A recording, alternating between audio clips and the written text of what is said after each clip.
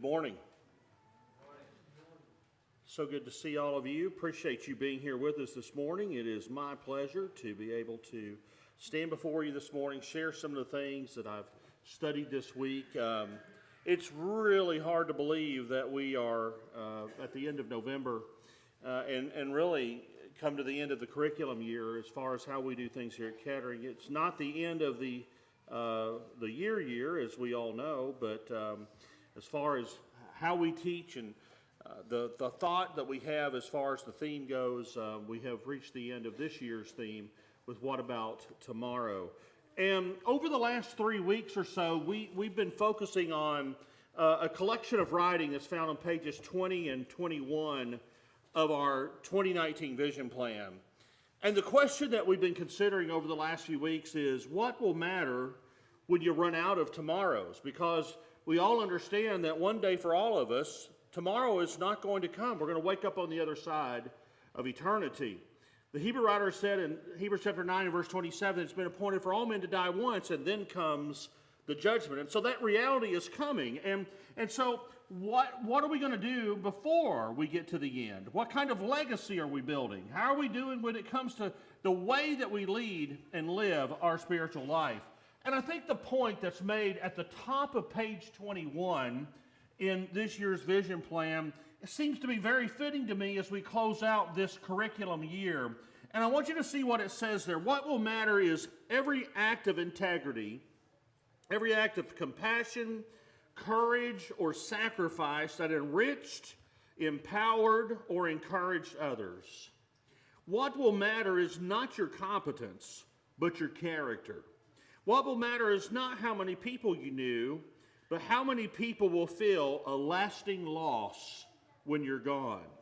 What will matter is not your memories, but the memories that live in those who loved you. Living a life that matters does not happen by accident. It is not a matter of circumstance, but of choice. Choose to live the life that matters. I want you to focus again on what is said there, right toward the end of what we just read. A life that matters does not happen by accident. A life that matters does not result as from your circumstances. A life that matters is a choice. And we're encouraged to choose the life that matters. You know, as we've gone through 2019, we've done our best to equip you with the tools to help you in that choice to lead a life that matters. We've described the process, showing what is necessary to get started in this, and then devising a spiritual life plan that incorporates Christianity into everyday life. We've took a broad look at our spiritual life. And we've examined 7 different components or divisions of our spiritual life, and we have challenged ourselves to do better in each area. We've wrapped up this year by talking about heaven and the very real reality of our being there.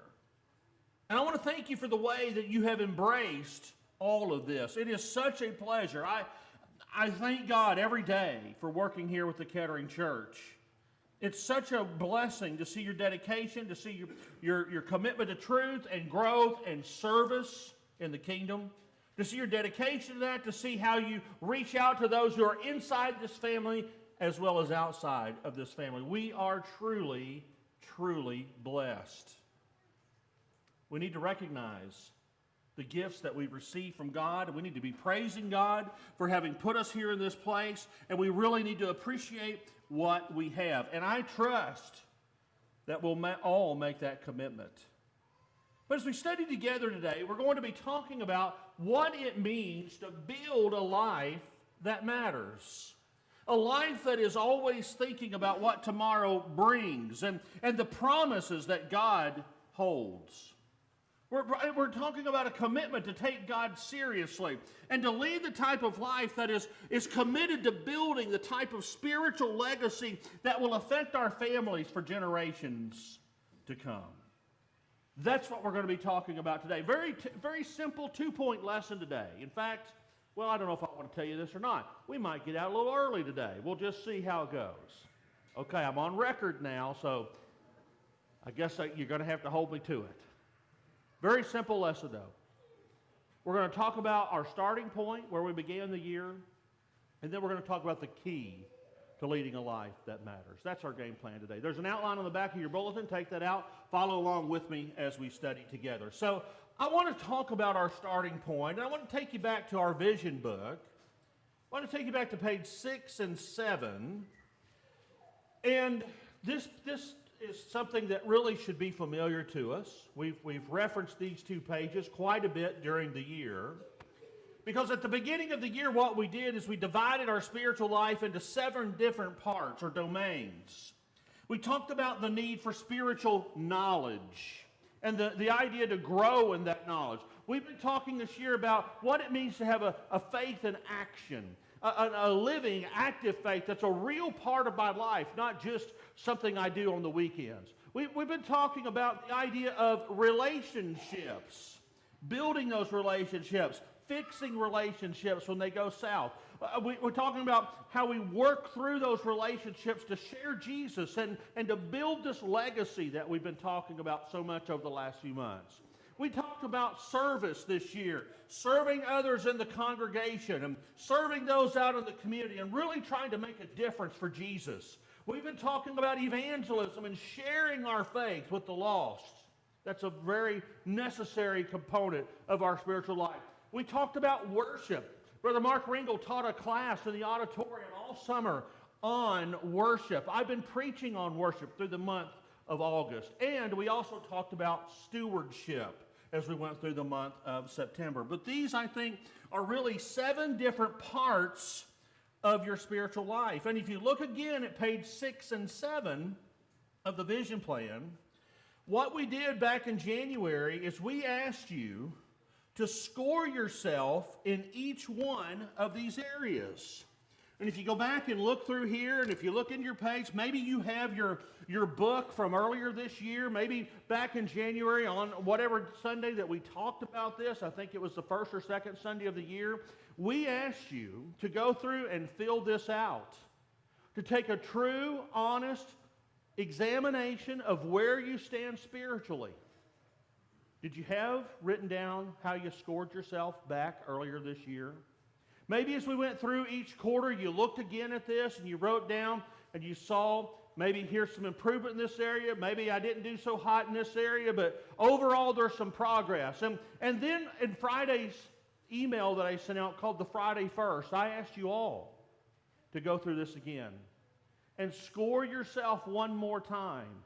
And make a comparison between where you are today and where you are or were earlier in the year. Did you get a chance to do that? See, I gave you some homework Friday as you read through the email. Because I wanted you to make this real and personal and something that just really touches your heart and your life to see where you're at, because this is so important. But as you look back from where you were earlier this year to where you are today, can you see any progress? I know for many of you, the answer is going to be yes, absolutely. I've been able to measure my spiritual growth this year, and maybe it's not in every single area, but I can look at my spiritual life and I can feel and I have experienced the improvement of living a life where tomorrow matters. Living a life where I know that I'm growing closer and closer to God day by day, and I can see the progress. I can see it. It's been written down. When you look at that and you see improvement, how does that make you feel? I hope that you think about it seriously and take this to heart, because I want you to see the value in such exercises, especially now at the end of the curriculum year. Because, brothers and sisters, a better tomorrow comes out of the commitments that we make today. Think about that. A better tomorrow comes out of the commitments that we make today. For example, if you look at 2 Peter chapter 3 and verse 18, a better tomorrow comes when we make a stronger commitment to grow in the grace and knowledge of Jesus Christ. A better tomorrow comes from Ephesians chapter 6 and verse 10, where we make a commitment to be more dependent upon God and not ourselves, where we live inside that commitment to stand in the strength of God. A better tomorrow comes when I make the commitment today to keep pressing forward, as Paul talks about in Philippians chapter 3 and verse 14. This commitment of moving toward the prize of the upward call of God in Christ Jesus. And I make that commitment to keep pressing forward despite my past, despite the obstacles that may come into my future.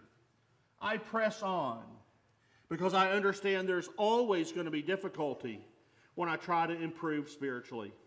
Maybe you experienced that this year. You said, you know what, I am going to do my best to improve my relationship with a family member who I've really struggled with over the last few years. I'm going to put my best foot forward. I'm going to renew this again. I'm going to try again. And they walk in the door and just do something that drives you nuts. And then the question is, well, how am I going to respond? How am I going to handle that? Am I going to let them dictate the situation, or am I going to be like Jesus? When we try to make improvement in our life, we try to do what's right and do the godly thing, difficulty's going to come. Am I going to have the stamina and the spiritual strength to step through and press on for the prize? When you see that word prize there in Philippians 3:14, what is Paul talking about? He's talking about the prize of becoming just like Jesus. Becoming like Jesus.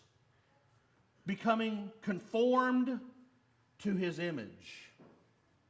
And that's what Paul is talking about. Paul says in Romans chapter 8, verse 29, that there is a day coming where we are going to be conformed fully to the image of his Son. God is going to make that happen. God is going to cause that to come to fruition. And right now, according to 2 Corinthians chapter 3 and verse 18, we are somewhere in the middle of that process. I'm not where I want to be, but I'm not where I was, but I'm marking improvement day by day by day. Slowly, daily, minute by minute, hour by hour, I am being transformed into the image of Jesus Christ. And you know, here's something else. A better tomorrow comes when I understand that I will rarely, if ever, do things in perfection, but I keep trying anyway. Back in February, I shared this quote with you from G.K. Chesterton, where he writes back in 1910, if something is worth doing, it's worth doing badly. Do you remember me sharing that with you back earlier this year? If something is worth doing, it's worth doing badly. This is in the middle of a book that he wrote called What's Wrong with the World?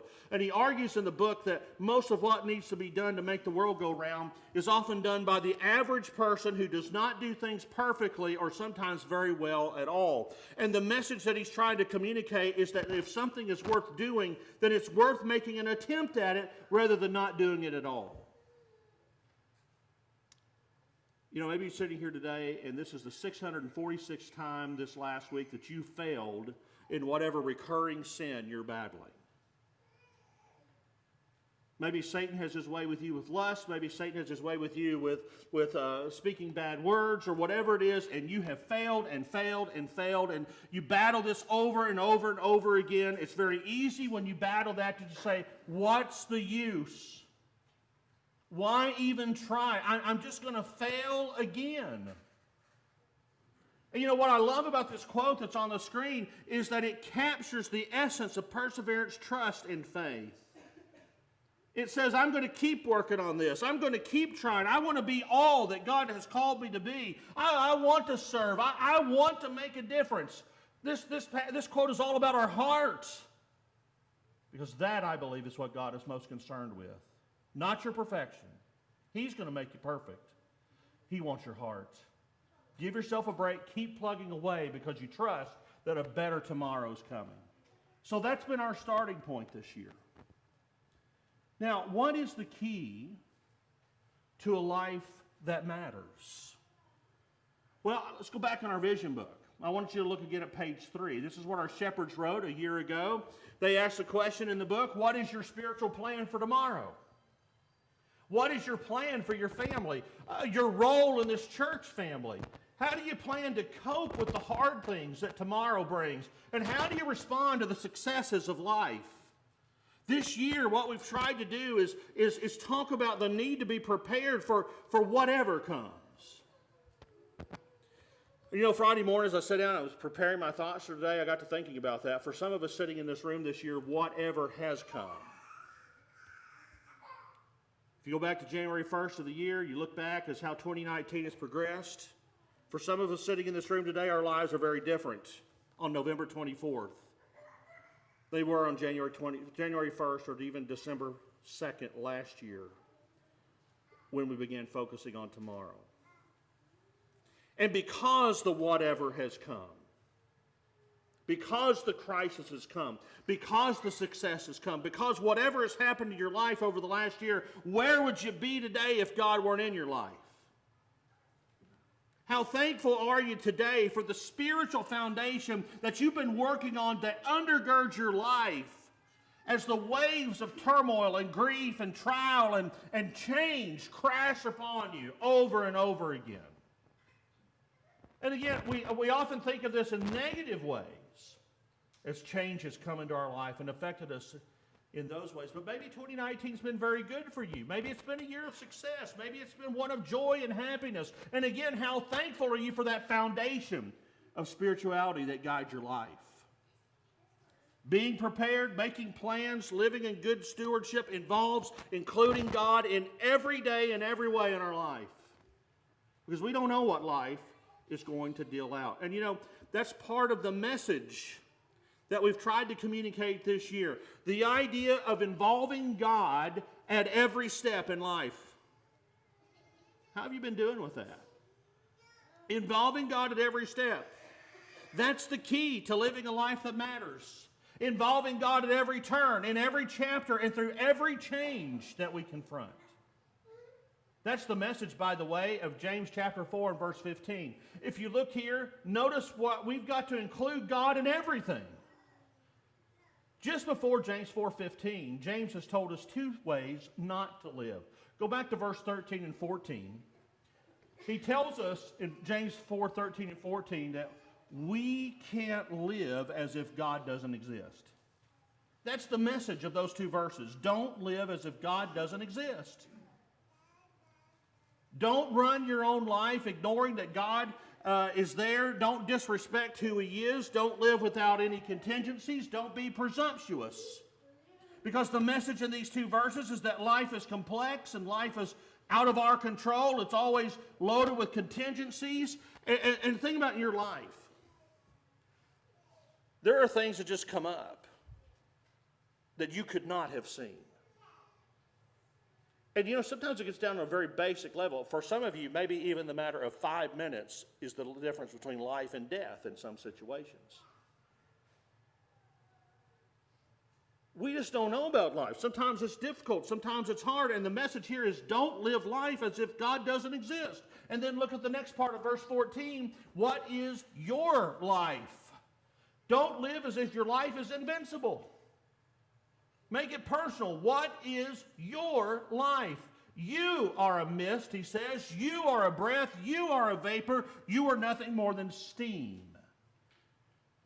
You appear for a little time and then you vanish away. It's temporary, it's brief, it's short, and it's foolish to plan as if you're always going to be here. What does Job say about our life? We're like a cloud that fades and vanishes. That's our life. That's what's going on. Don't live as if you're always going to be here. And since that is true, go back to verse 15. Instead, you should say, if the Lord wills, we will live and do this or do that. This is the proper way of regarding tomorrow. What about tomorrow? I include God in all my plans. I include God in all my decisions. And there's great benefit in living in this way. And it is a terrible thing if we ignore it. Think about the confidence we gain. By believing and living with a loving God who sees everything perfectly, who handles and calls all the shots for us, He's able to understand everything out in the universe. And think about the peace that provides.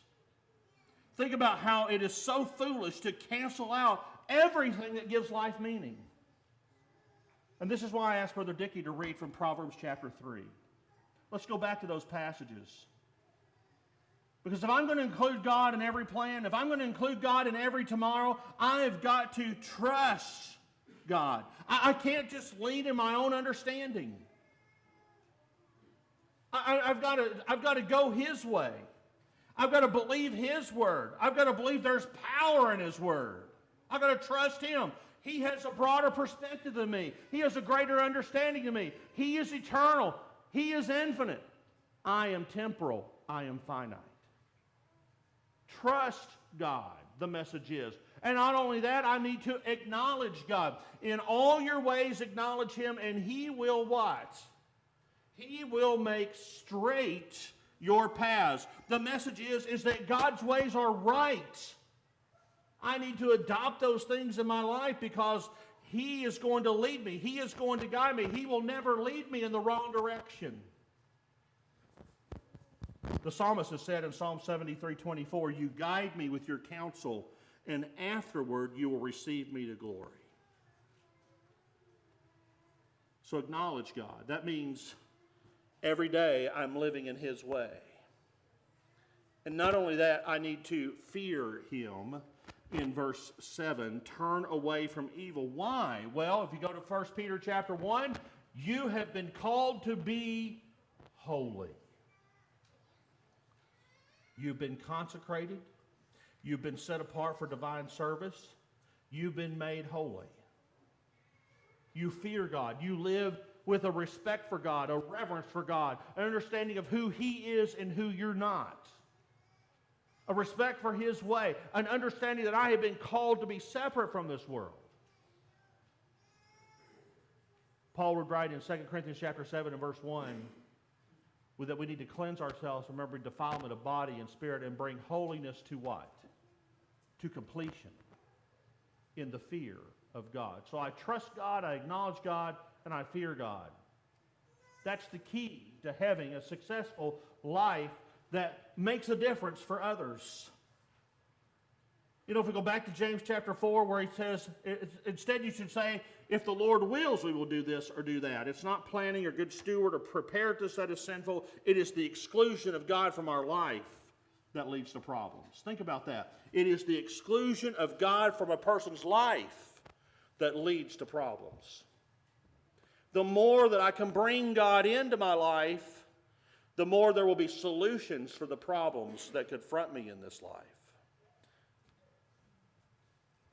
So as we close today, I want to close out with another passage. Because as we talk about what about tomorrow, we talk about a life that matters. We talk about a life of significance.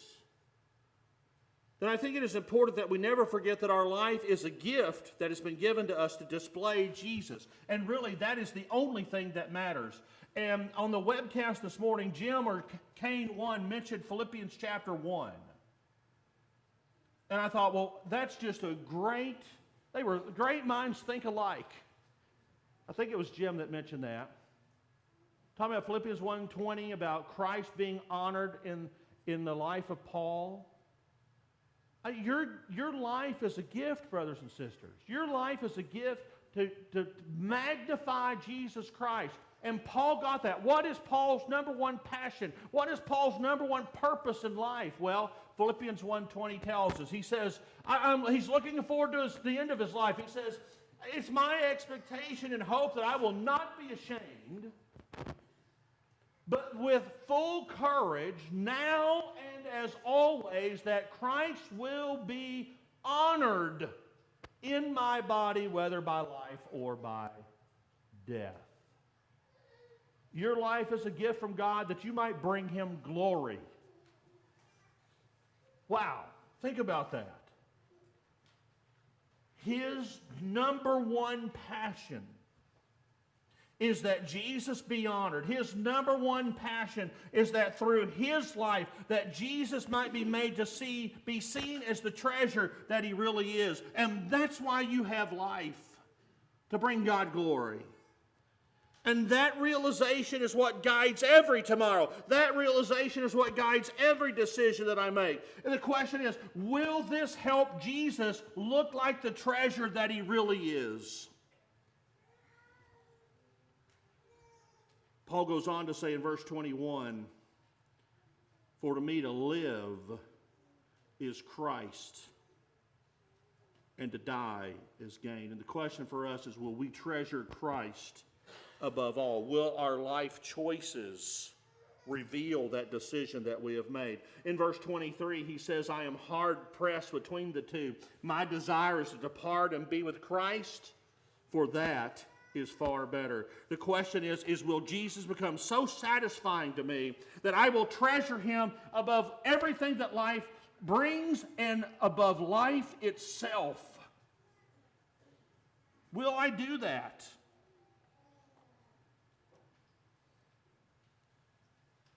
The passage that I read as we began the worship service this morning, Colossians 3:17. "Whatever you do, in word or deed, do everything in the name of the Lord Jesus." That is the way we approach every day. Because if we make the commitment today to live for Christ, tomorrow when it comes, or if it comes, will be one of blessing and hope and promise. Whether tomorrow never comes for me and I wake up on the other side of eternity, or God blesses me with another day, I still know where I am inside my relationship with him. I am with him. He is mine. I am his. I live with confidence, hope, and expectation of a life to come. And while I'm here, I commit to bringing him glory through everything that I do. That's what our vision plan in 2019 has been all about. Drawing closer inside this relationship with our God. You see, only when I lead a consecrated life will my influence speak as it should. How is your life? Are you living the type of life that matters? It's not all about your success. It is about your significance. It's not about what you got, what you achieved in this life. It's about what you give. It's not about how much you know. It's about how you reached out and taught others and mentored and brought them along in this life. It's the life that matters. It's the legacy that you're building. Will you embrace it so that you can lead and impact and influence the generations to come? Do you know Jesus? He is why we're here today. He is the one that changed the world.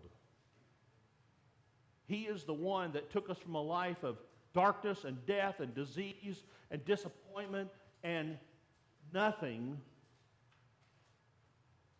to a life of purpose, hope, expectation, freedom from sin, freedom from guilt, freedom from our past, freedom from the chains where Satan has bound us, and set us free to live for God. Have you experienced that? What it truly means to live free? To no longer be a slave to your passions, but to live and serve our glorious King who died and was raised so that we might live. Do you know him? Are you living through him? If you're not, then this invitation is for you today. I'd love to help you get ready for any tomorrow that comes, whether it begins with you or without you. You have a relationship with God. You're ready to meet him and be with him throughout all eternity. Can we serve you today to get that part of your life right? There is nothing more important than your relationship with God. If we can help you get that started or help you get it renewed, this invitation is for you. Why don't you come forward as we stand and sing?